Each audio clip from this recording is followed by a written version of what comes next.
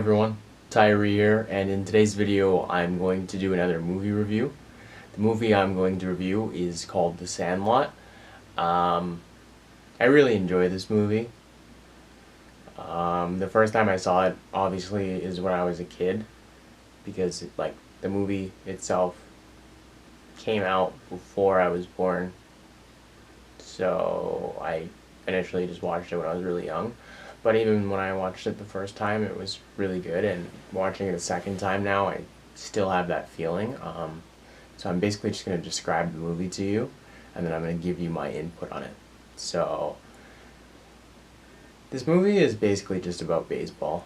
At the beginning, we have one of the main characters, Scotty, who just moves to the neighborhood, and he's trying to make friends. He's the brainy, smart kid who isn't really good at anything except for school-related things or education-related things.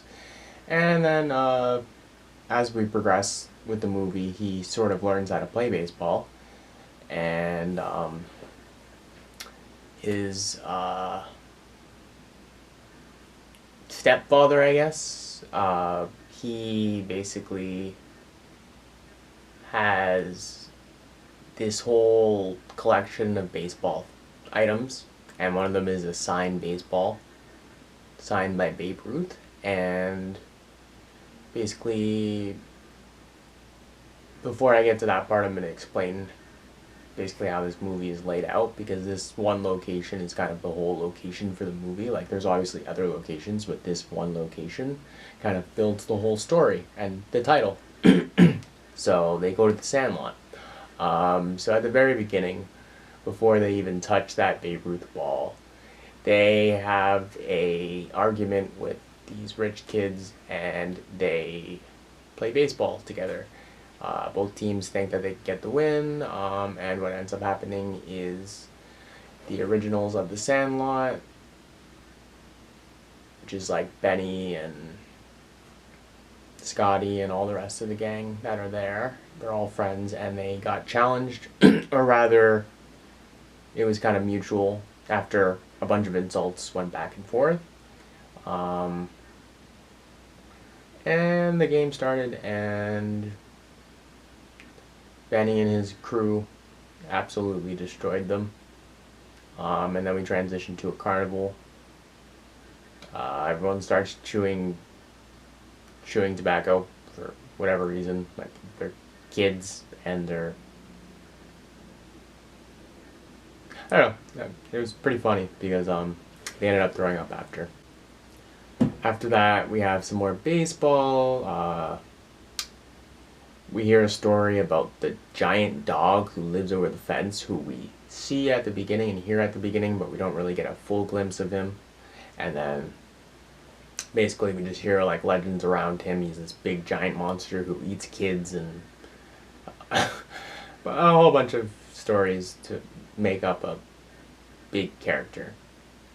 Anyways, so the kids play baseball, and they hit the ball over the fence, the Babe Ruth ball. They start to freak out.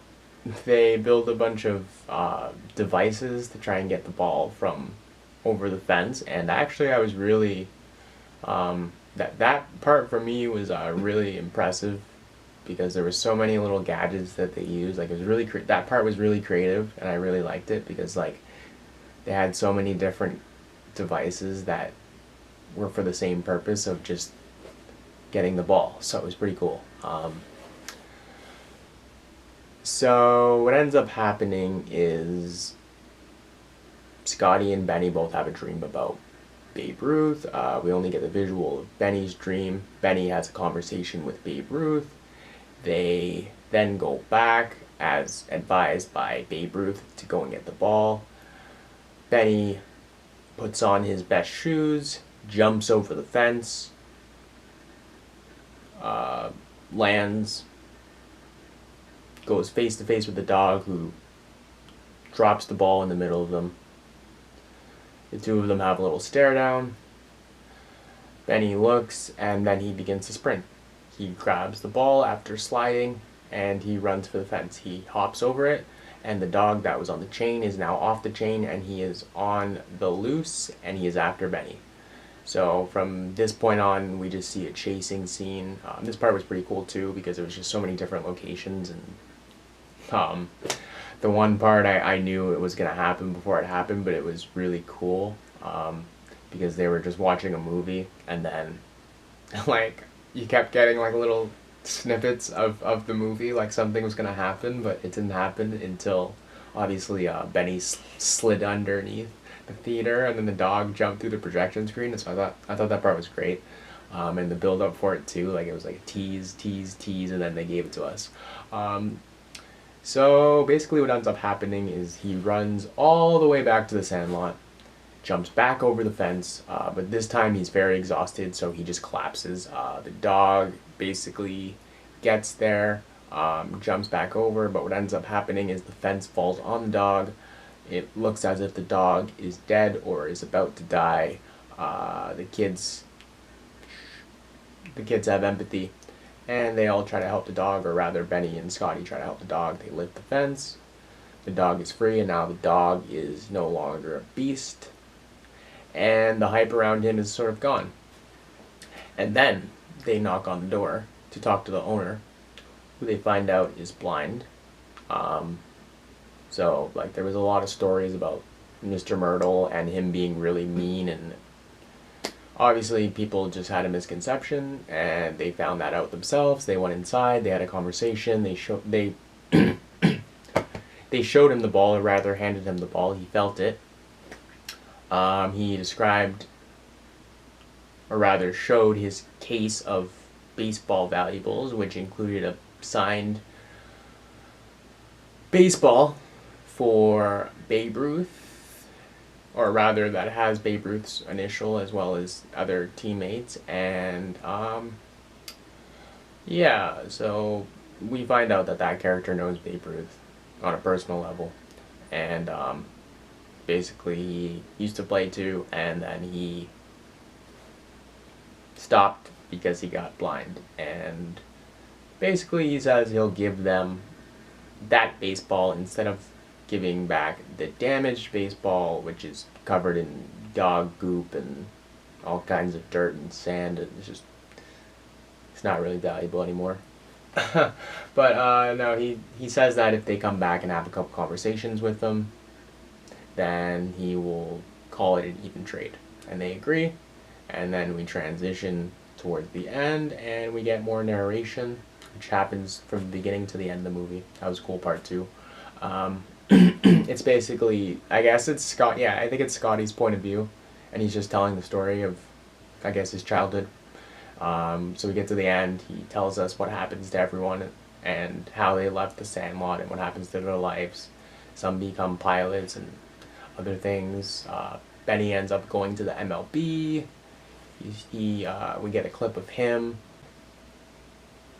and he scores a run from stealing a base from third. He actually literally slides into the plate without them seeing that he's coming. So that was like a cool little transition that they did, because it was like as the pitch was, like it wasn't even, it was good timing. Anyways, overall, this movie's really good. I have nothing bad to say about this movie. Like, watching the characters in that movie made me want to be in that movie. And that's not something I say about a lot of movies, but like literally from beginning to end, I was just like, holy shit, like this looks amazing, this looks fun, like what the hell. And I love baseball too. I used to play baseball myself, so I can obviously relate to what they're doing. But no, like there was so many scenes that I was just looking and I was like, wow, like this is beautiful, visually, very creative, very inspiring. It was a really nice movie, very well done on the whole thing. Yeah, I hope you guys enjoyed this. If you want to see more reviews, hit that subscribe button or just tune in. I upload videos every week, and yeah, stay tuned for more. Follow me on socials such as Instagram, Twitter, if you desire to do so, and that's basically it. Take care.